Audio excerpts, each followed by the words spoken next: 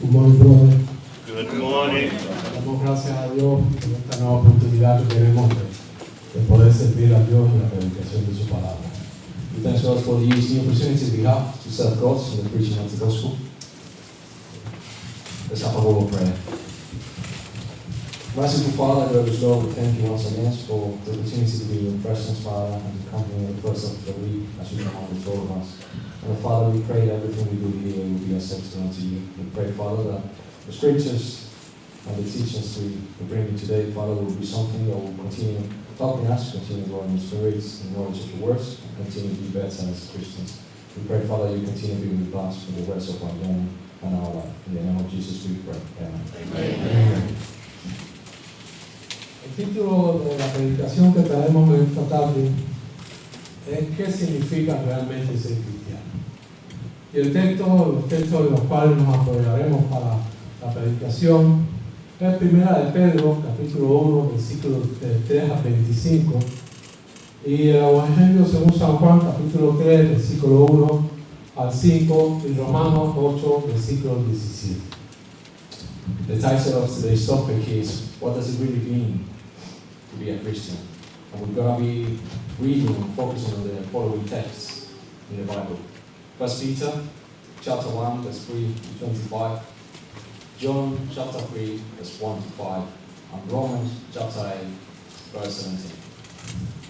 Como vemos en Hechos de los Apóstoles, capítulo 11, versículo 26, a los discípulos se les llamó por primera vez cristianos en Antioquía por ser seguidores de Cristo.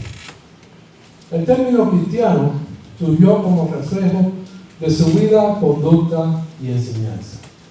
Ser cristiano no es solo un nombre, sino una identificación con Jesús. As we see in Acts chapter 11, verse 26, the disciples were first called Christians in Antioch because they were followers of Christ. The 10 Christians arose as a reflection of their life, their conduct, and their teaching. Being Christian is not just a name, but an identification with Jesus. Ahora, más allá del nombre, amados hermanos y amigos que nos acompañan, hoy nos encontramos ante una de las preguntas más fundamentales que se puede hacer un ser humano. ¿Qué significa ser cristiano? Vivimos en tiempos en que las definiciones se han diluido y donde la identidad espiritual a menudo se confunde con la tradición o la cultura. Han pensado cierta y determinadamente en esto. So beyond the name, beloved brothers and sisters and friends that join us today we face one of the most fundamental questions that humankind can ask. What does it really mean to be a Christian? We live in times where definitions have been diluted and where spiritual identity is confused with tradition and culture. Have you really thought carefully about this? Para entender la magnitud de esta pregunta, permítame comenzar con una difusión sencilla pero profunda. Imaginemos a una persona que decide ponerse un uniforme militar. Se pone el camuflaje, se calza la bota, se ajusta la gorra y decide ir caminando. Quizás al verlo se pregunten qué es un soldado. Pero,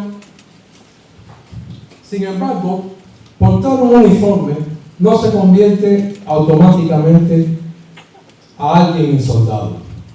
Si nunca ha pasado por un entrenamiento, si nunca ha jurado lealtad ante la bandera, ni ha recibido órdenes de su comandante. El uniforme es externo. La condición del soldado es interna y legal. So to understand the magnitude of this question, allow me to begin with a simple yet profound illustration. Imagine a person that decides to put on a military uniform. He dresses in camouflage, puts on his boots, adjusts the cap, and walks down the street. People seeing him might say, there goes a soldier. However, wearing a uniform does not automatically turn you into a soldier. If you have never gone through the training, not sworn allegiance to the flag, or not received orders from a commanding officer. The uniform is external. The status of the soldier is internal and legal.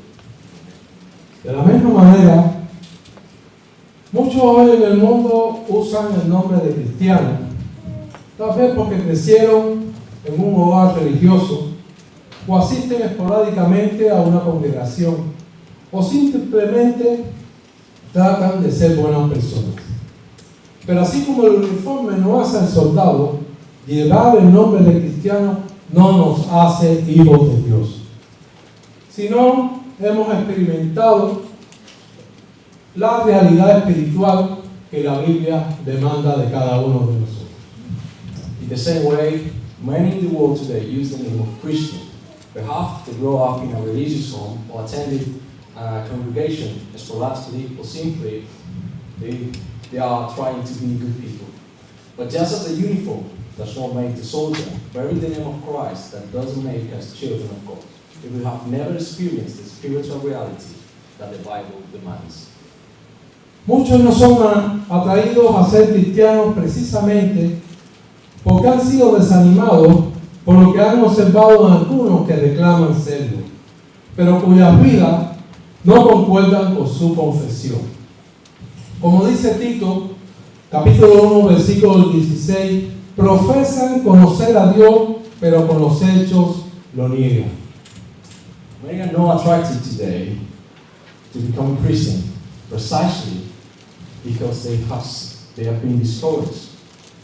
But those that say they are Christians and claim to be, but whose life don't match what they confess. As Titus says in Titus chapter 1 verse 16, they profess to know God, but with their deeds they deny Him. Por lo tanto, olvidando todo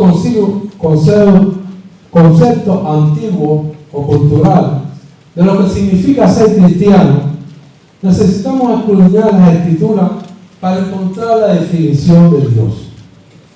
Hoy vamos a explorar esta identidad a través del lente de la primera carta del apóstol Pedro y las enseñanzas de Jesús, para descubrir que ser cristiano es en esencia nacer en la familia de Dios y recibir una herencia que el mundo no puede ofrecer. Therefore, forgetting every past or cultural concept of what it means to be a Christian, we need to scrutinize the scriptures to find God's definition. Today we are going to explore this identity through the lens of the Apostle Peter in his first letter and the teachings of Jesus, to discover that being a Christian is in essence being born into God's family to receive an inheritance that this world cannot offer. El cristiano es una persona que ha renacido, la identidad. The Christian is a person who has been born again, the identity. El apóstol Pedro comienza su primera carta describiendo varios aspectos del cristiano. El primero y el más vital es el nuevo nacimiento. En primera de Pedro, capítulo 1, versículo 3, leemos: bendito el Dios y Padre de nuestro Señor Jesucristo, que según su grande misericordia nos ha hecho renacer de nuevo. The Apostle Peter begins his first letter describing various aspects of a Christian. And the first and most vital is that of the new birth. In 1 Peter chapter 1 verse 3 we read, blessed be the God and Father of our Lord Jesus Christ, by His great mercy He gave us a new birth. Aquí encontramos la raíz del asunto. Ser cristiano significa ser hijo de Dios. Juan escribió: mirad cuál amor nos ha dado el Padre para que seamos llamados hijos de Dios. Primera de Juan 3:1. No somos hijos de Dios por creación natural. Todos somos criaturas de Dios. Pero llegamos a ser hijos espirituales únicamente a través de este renacimiento. Here we find the root of the matter. To be a Christian means to be a child of God. John wrote, "See what sort of love the Father has given to us, that we should be called God's children." In 1 John chapter 3, verse 1. We are no children of God by natural creation. We are all God's creatures, but we become spiritual children only through this rebirth. La naturaleza del nuevo nacimiento. ¿Cómo ocurre esto? Pedro nos dice en el versículo 23 que hemos nacido de nuevo.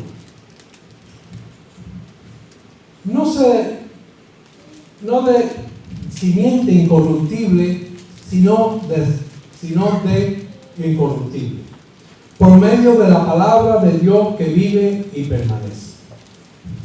Esto se alinea perfectamente con las palabras de Jesús en Juan capítulo 3, versículo 5. De cierto te digo, que el que no naciere de agua y del Espíritu no puede entrar en el reino de Dios. So the nature of the new birth. How does this happen? Peter tells us in verse 23 that you have been born anew, not from a perishable, but from an imperishable seed, through the living and enduring Word of God. This aligns perfectly with the words of Jesus in John chapter 3, verse 5, which it says, "I tell you the solemn truth, unless a person is born of water and spirit, he cannot enter the kingdom of God." Existe un concepto popular, pero completamente falso, que sugiere que uno llega a ser hijo de Dios con nada más creer intelectualmente en su existencia. Pero Jesús fue categórico. El que no nace de nuevo no puede ver el reino de Dios. ¿Mintió Cristo? Seguramente que no. There's a popular but completely false concept suggesting that one becomes a child of God by merely believing intellectually in His existence, or by being a member of a denomination, or by living a morally acceptable life. But Jesus was categorical. Unless a person is born from above, he cannot see the kingdom of God.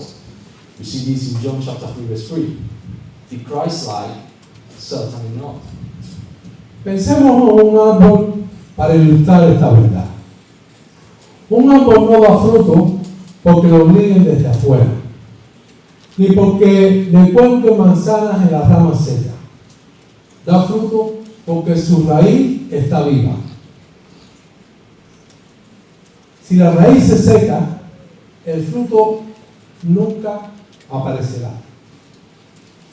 Por mucho que lo pintemos el árbol, así también la vida cristiana auténtica no brota de la apariencia externa ni de la reforma moral, sino de haber nacido verdaderamente en la familia de Dios. So let us think of a tree to illustrate this truth. A tree does not bear fruit because it is forced from the outside, not because apples are hung onto its dry branches. It bears fruit because its root is alive. If the root is dry, the fruit will never appear, no matter how much we paint the tree. Likewise, the authentic Christian life does not spring from its external appearance, nor moral reform, but from having been truly born into the family of God. El proceso bíblico. Los actos de conversión que el libro de los Hechos nos explican cómo se efectúa este nacimiento. Implica oír el Evangelio, creer, arrepentirse, confesar a Cristo y bautizarse para el perdón de los pecados. Pablo lo confirma en Gálatas capítulo 3, versículos 26 y 27. Todos son hijos de Dios por la fe en Cristo Jesús, porque todos los que han sido bautizados en Cristo, de Cristo están revestidos. So the biblical process, the cases of conversion in the book of Acts explain to us how the birth is effected. It implies hearing the gospel, believing, repenting, confessing Christ, and being baptized for the forgiveness of our sins. Paul confirms this in Galatians chapter 3, verse 26-27, where it reads, "For in Christ Jesus we are all sons of God through faith. For all of you who were baptized into Christ have clothed yourself with Christ." Yo como padre de familia tengo hijos. Y no son hijos por una razón simple, sentimental, o porque ellos firmaron un contrato conmigo, sino por la simple razón biológica de que han nacido en mi familia. Así es con la familia de Dios. Uno es cristiano no porque tenga sentimientos positivos hacia Dios, sino porque nació en su familia a través de la obediencia de la verdad. I, as a father, have children. They are my children not for a sentimental reason or because they signed a contract with me, but for the simple biological reason that they were born into my family. So it is with the family of God. One is a Christian not because one has a positive feeling towards God, but because one has born into his family through obedience to the truth. Cuando una persona movida por la fe se arrepiente y es sumergida en las aguas del bautismo, Dios obra el milagro. Perdona sus pecados, le da el Espíritu Santo y le añade a su iglesia. Y ahí es donde comenzamos a ser hechuras de Dios creados en Cristo Jesús, como vemos en Efesios capítulo 2, versículo 10. When a person, moved by faith, repents and is immersed in the waters of baptism, God works the miracle. He forgives their sins, gives them the Holy Spirit, and adds them to His church. It is there when we begin to be His workmanship, having been created in Christ Jesus, as says in Ephesians chapter 2, verse 10. El cristiano tiene una esperanza, una herencia, el privilegio. The Christian has a hope and an inheritance, the privilege. Una vez que entendemos que ser cristiano es ser hijo de Dios, entendemos el propósito de esta herencia, de esta identidad. La herencia. Romanos capítulo 8, versículo 17 nos dice: si hijos, también herederos, herederos de Dios y coherederos con Cristo. Once we understand that being a Christian is being a son, we understand the purpose of this identity, the inheritance. In Romans chapter 8, verse 17 tells us, "And if children, then heirs, namely heirs of God, and also fellow heirs with Christ." Pedro describe esta herencia en términos majestuosos. En la primera de Pedro, capítulo 1, versículo 4, nos dice que hemos renacido para una herencia incorruptible, incontaminada e inmarcesible, reservada en los cielos para vosotros. Analicemos estas tres características que contrastan con todo lo que conocemos en la tierra. Peter described this inheritance in a majestic terms in 1 Peter chapter 1, verse 4. He tells us that we have been born again into an inheritance that is imperishable, undefiled, and unfading, reserved in heaven for you. So let us analyze these three characteristics that contrast with everything we know on earth. Incorruptible. La herencia de los israelitas era la tierra de Canaán, que fluía leche y miel. Pero esa tierra podía ser invadida o destruida. Nuestra herencia no se descompone, es eterna. Imperishable. The inheritance of the Israelites was the land of Canaan, which flowed with milk and honey. But that land could be invaded or destroyed. Our inheritance does not decompose. It is eternal. Incontaminable. Esta herencia no tiene nada de polución. Queda libre de todo aquello que pudiera manchar o hacerla despreciable. En este mundo, incluso las cosas más bellas pueden ensuciarse por el pecado o por el mal uso. Pero el cielo es puro. undefiled. This inheritance has no pollution. It remains free from anything that could stain it or make it despicable. In this world, even the most beautiful things can be stained by sin or misuse, but heaven is pure. Inmarchitable. Pablo nos recuerda en el versículo 24 que la hierba se cae y la flor, que la hierba se seca y la flor se cae. Pero nuestra herencia no es así. Cuántas cosas en este mundo brillan y son muy bonitas, pero luego su gloria desaparece. Toda cosa que podemos ver, tocar, oler o oír pasará, pero la herencia del cristiano no pierde su gloria nunca. Unfading. Peter reminds us in verse 24 that all flesh is like grass, and all its glory like the flower of the grass. The grass withers and the flower falls. But our inheritance is not like that. How many things in this world shine and are very pretty, and then the glory disappears? Everything we can see, touch, smell, hear will pass, but the inheritance of the Christian does not lose its glory.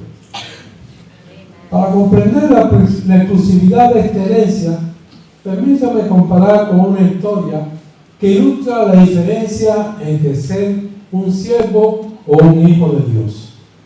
To understand the exclusivity of this inheritance, allow me to share a story that illustrates the difference between a servant and a son. Supongamos que un padre rico tiene 4 hijos y varios siervos, que viven todos en la misma hacienda. El padre es un hombre generoso, ama a todos porque son fieles y buenos trabajadores. De año en año da regalos tanto a sus hijos como a sus siervos. Los lleva de viaje, les provee sustento y los trata con tal bondad que los vecinos comentan que parece que los siervos mismos son hijos de él. Suppose a rich father has 4 sons and several servants who all live in the same house. The father is a generous man. He loves them all because they are faithful and hardworking. From year to year, he gives them gifts to his sons as well as to his servants. He takes them on trips, provides them with provisions, and treats them with such kindness that the neighbors comment that the servants even seem like his own children. Sin embargo, llega el día que muere el padre y viene la hora del repartimiento de los bienes, la lectura del testamento. Los 4 hijos reciben cada uno su parte, pero a los siervos no se les da la propiedad. Entonces los siervos comienzan a quejarse. No vivíamos en la casa, no comíamos en su mesa, no nos trataba con amor. La respuesta es dura pero justa. La herencia es para los hijos. Es una ley universal. El padre solamente reparte a sus hijos. However, the day arrives when the father dies and the time comes for distribution of the goods, the reading of the will. The 4 sons receive their share of the inheritance, but the servants are given no property. Then the servants begin to complain. Did we not live in the house? Did we not eat from his table? Did he not treat us with love? The answer is hard, but just. The inheritance is for the sons. It is a universal law. The father distributes only to his children. Hermano, aquí hay una aplicación espiritual vital. Dios es el Padre y sus herencias son grandes y preciosas. Dios ahora está bendiciendo a todo el mundo, creyentes y no creyentes, con favores materiales. Envía la lluvia y el sol, llena corazones de alegría y de sustento, como vemos en Hechos capítulo 14, versículo 17. Brothers and sisters, there is a vital spiritual application here. God is the Father, and His inheritance are great and precious. God is now blessing the whole world, believers and non-believers, with material favors, giving you rain from heaven and fruitful seasons, satisfying you with foods and your hearts with gladness. As we see in Acts chapter 14, verse 17. Muchos confunden estas bendiciones generales con la salvación. Piensan, Dios me ha bendecido mucho, debo estar bien con Él. Esperan que aunque no son hijos por la obediencia del Evangelio, Dios los salvará al final, porque Él es amor. Many confuse these general blessings with salvation. They think God has blessed me greatly. I must be right with Him. They hope that although they are not sons through the obedience of the gospel, God will save them in the end because God is love. Pero como aquellos siervos tienen una falsa esperanza, heredan solamente los hijos. Para ser salvo eternamente, uno tiene que ser cristiano. Tiene que haber nacido de nuevo. Puede ser persona buena, miembros activos de una comunidad religiosa, pero si ignoran el renacimiento bíblico, no tienen parte del testamento eterno. Esta verdad no debe producir temor paralizante, sino una urgencia espiritual. Dios quiere adoptarte, pero debe ser bajo sus términos, no los nuestros. While I look like those servants, they have a false hope. Only the sons inherit. To be saved eternally, one has to be a Christian. One has to be born again. There might be upright people, active members of a religious community, but if they know the biblical rebirth, they have no part in the eternal testament. This truth should not produce paralyzing fear, but spiritual urgency. God wants to adopt you, but it must be on His terms, not ours. El cristiano es un peregrino santo, el estilo de vida. The Christian is a holy pilgrim, the lifestyle. Si hemos renacido de nuevo y tenemos esta esperanza viva, ¿cómo debemos vivir ahora? Pedro no nos deja en la ignorancia.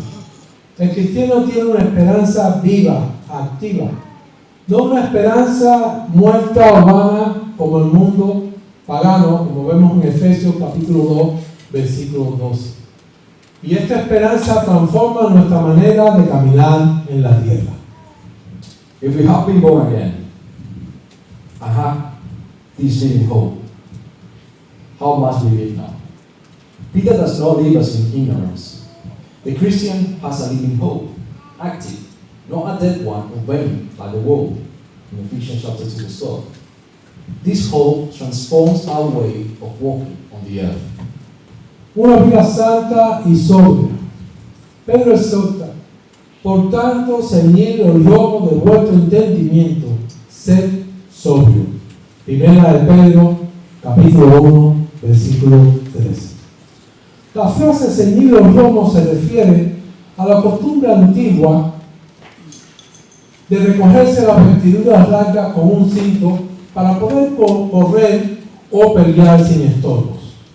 Significa que el cristiano debe tomar las decisiones necesarias para estar más preparado y dejar que nuestras mentes se ejerciten en nuestro deber, desprendido de todo lo que puede estorbar el seguir adelante y nuestra obediencia. A life of holiness and sobriety. Peter exhorts, therefore get your minds ready for action by being fully sober. In 1 Peter chapter 1, verse 13. The phrase, get your minds ready, or gird up your loins of your minds, like the King James Version says, refers to an ancient custom of gathering up long garments with a belt to be able to run or fight without hindrance.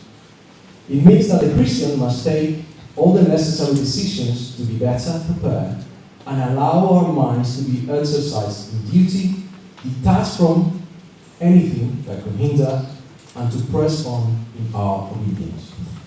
Más adelante en los versículos 15 y 16 dice, sed santo porque yo soy santo. Santo significa apartado, diferente, único. Asimismo, como el campo de Salomón era único y apartado para Dios, el cristiano es el templo del Espíritu Santo.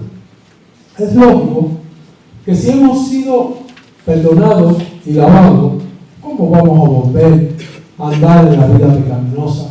Como vemos en Romanos capítulo 6, versículo del 1 al 4. Further on in verses 15 and 16, he says, "Like the Holy One who called you, become holy yourself. For it is written, you shall be holy, because I am holy." Just as Solomon's temple was unique and set apart for God, the Christian is a temple of the Holy Spirit. It is logical. If we have already been forgiven and washed, how are we going to return to a sinful life? Romans chapter 6, verse 1 to 4. Extranjero en tierra extraña. Pedro define al cristiano como un peregrino y extranjero. Dice, conducido con temor en todo tiempo de vuestra peregrinación. Primera de Pedro 1, 17. La tierra no es nuestra residencia permanente. Es como un hotel. Estamos de viaje. We are strangers in a strange land. Peter defines the Christian as a pilgrim and a stranger. Condone yourself with fear during the time of your temporary residence here.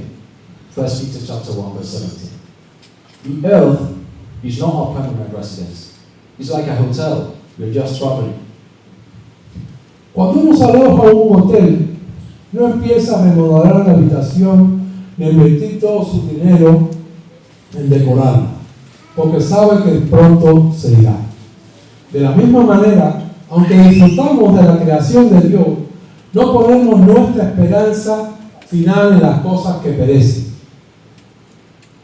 Porque sabemos que los cielos y la tierra que ahora existen están reservados para el fuego. Segunda de Pedro 3:7. Mientras que nuestra herencia está reservada en los cielos. When we are staying in a hotel, we don't start remodeling the room nor investing all our money in decorating it because we know we're going to be leaving soon. It's the same. In the same way, although we enjoy God's creation, we do not place our final hope in things that perish because we know that the present heavens and earth have been prepared, has been reserved for fire. We see this in 2 Peter chapter 3, verse 7. Whilst our inheritance is reserved in the heavens. Probados por fuego. Este camino no es fácil, amados hermanos. Pedro nos advierte que la fe del cristiano es más preciosa que el oro y como el oro debe ser probada con fuego. Primera de Pedro 1, 6 al 8. El cristiano sufre por la fe, pero en medio de la prueba se alegra con gozo inefable y glorioso. So we see we need to live a life of holiness and sobriety, that we are strangers in a strange land. And we know as well that we need to be tested by fire. This path is not easy. Peter warns us that the Christian faith is more precious than gold, and like gold, must be tested by fire. In 1 Peter chapter 1, verse 6 to 8. The Christian suffers for his faith, but in the midst of all trials, he rejoices with inexpressible and glorious joy. Aquí entra otra gran verdad. El cristiano es guardado por el poder de Dios. La palabra griega implica que Dios actúa como un centinela o una guarnición militar alrededor de nuestra vida. Esto no significa que Dios nos salve de tener aflicciones o problemas, sino que Él monta guardia para protegernos en medio de ellos, capacitándonos para soportarlos y vencerlos. Here another great truth enters. The Christian is guarded by the power of God. The Greek word implies that God acts as a sentry or as a military defense force around our life. This does not mean that God saves us, from having problems or afflictions, but that He stands guard to protect us in the midst of them, enabling us to endure them and overcome them. Ahora veamos la necesidad de la obediencia, la acción. The necessity of obedience, the action. Hemos visto que ser cristiano es nacer de nuevo, ser heredero y vivir como peregrino santo. Pero esto gira alrededor de una palabra clave que a menudo se evita hoy en día: obediencia. We have seen that being a Christian is being born again, is being an heir, and is living as a holy pilgrim. But all of these revolves around a key word that is often avoided today: obedience. En Hebreos capítulo 5, versículo 9 declara que Cristo vino a ser autor de eterna salvación para todos los que le obedecen. La salvación no es una predestinación incondicional, ni tampoco por la fe sola sin obra. Santiago y Pedro concuerdan en que somos purificados por obedecer a la verdad. Primera de Pedro 1:22 y Santiago 4:8. Hebrews chapter 5 verse 9 declares that Christ came to become the source of eternal salvation for those who obey Him. Salvation is not by unconditional predestination, nor it is by faith alone without works. James and Peter agree that we have been purified. We have purified our souls by obeying the truth. And we see in 1 Peter chapter 1 verse 22 and James chapter 4 verse 8. Consideremos esto. La obediencia del Evangelio no es un ritual vacío, sino un acto de fe confiada. Es como un enfermo que va al médico y recibe una receta. Y el enfermo puede creer firmemente de que el médico es el mejor del mundo. Puede admirar su título en la pared y puede hablar maravillas de él a sus amigos. Pero si no se toma su medicina que el médico le recetó, no habrá sanidad. Admirar al médico no cura. Obedecer sus instrucciones sí. Let's consider this. Obedience to the gospel is not an empty ritual, but is an act of trust and faith. It is like a sick person who goes to the doctor and receives a prescription. The sick person may firmly believe that the doctor is the best in the world. He might admire the certificate on the wall and may speak wonders of him to his friends. But if he does not take the medicine the doctor prescribed him, there will be no healing. Admiring the doctor does not cure. Obeying his instruction does. Así también creer en Cristo implica obedecer lo que Él mandó. Muchos quieren los beneficios del cristiano, la paz, la experiencia, la herencia, sin el compromiso de la obediencia. So too, believing in Christ implies obeying what He commanded. Many want the benefits of a Christianity: peace, hope, inheritance, without the commitment of obedience. ¿Qué significa entonces ser cristiano? Significa obedecer las condiciones del Evangelio de Cristo y así nacer en la familia de Dios el Padre. Significa que habiendo escuchado la receta del gran Maestro, nuestro Señor, no la discutimos, sino que la tomamos, creemos, nos arrepentimos y nos bautizamos. What does it mean then to be a Christian? It means obeying the conditions of the gospel of Christ, and thus being born into the family of God the Father. It means that having heard the prescription of the great physician, our Lord, we do not argue with it. We take it. We believe, we repent, we are baptized. Seamos obedientes, amados hermanos. Que nuestra vida sea coherente con nuestro llamado. Que nuestra guía sea Cristo. Como dice en 1 Juan capítulo 1, versículo 6, El que dice que permanece en él debe andar como él anduvo. Que nuestras acciones y nuestra conducta hablen más alto que la fe que decimos creer. Let us be obedient. May our life be consistent of our calling. May Christ be our guide, as it says in 1 John chapter 2, verse 6. The one who said he remains in him ought to work just as he worked. May our actions and our conduct speak louder than the faith we proclaim to have. El camino marcado. Podemos comparar la vida cristiana con un camino bien marcado en medio de un bosque peligroso. Cuando una persona ignora las señales y decide abrir su propio sendero con un hacha, puede pensar que es más inteligente o que avanza más rápido, pero tarde o temprano se pierde. Así ocurre con el Evangelio. Dios nos trazó el camino.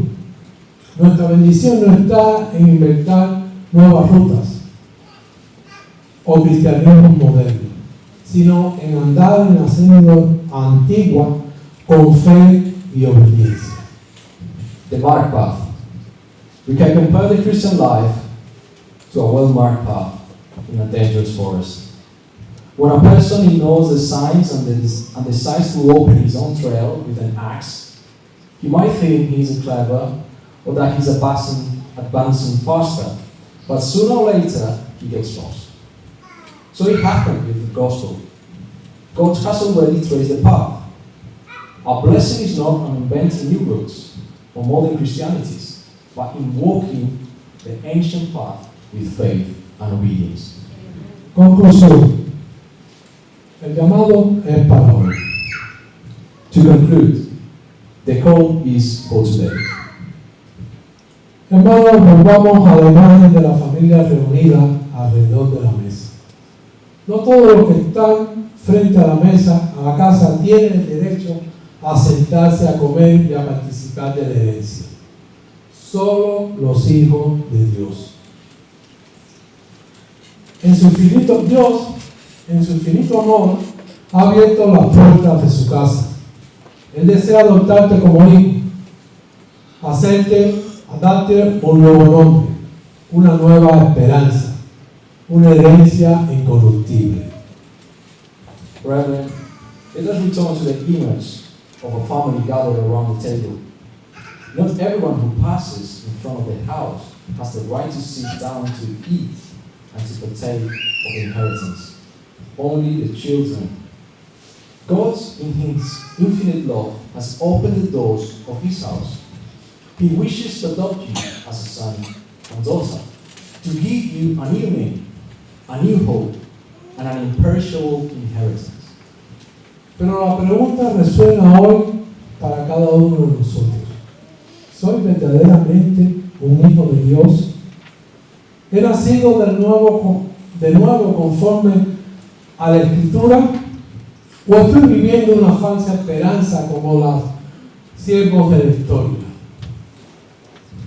But the question resonates today for each one of us. Am I a truly child of God? Have I been born again according to the Scripture? Or am I living on a false hope like the servants in the story? La Biblia nos dice que el mañana es incierto. No sabemos qué ha de ser. Pero hoy es el día de salvación. Así como un niño no puede decidir nacer ayer ni mañana, sino que nace en el momento preciso, tu decisión de obedecer a Cristo no debe postergarse. The Bible tells us that tomorrow is uncertain. We do not know what will be, but today is the day of salvation. Just as a child cannot decide to be born yesterday or tomorrow, but it is born at the precise moment, your decision to obey Christ must not be postponed. Si usted cree que Jesús es el Cristo, si está dispuesto a cambiar el rumbo de su vida en arrepentimiento, ¿por qué detenerse? La invitación a ser sumergido en las aguas, a nacer de agua y del Espíritu, para que Dios lo limpie y lo añade a su familia. If you believe that Jesus is the Christ, if you are willing to change the course of your life in repentance, why stop? The invitation is to be immersed in the waters, to be born of water and the Spirit, so that God may cleanse you and add you to His family.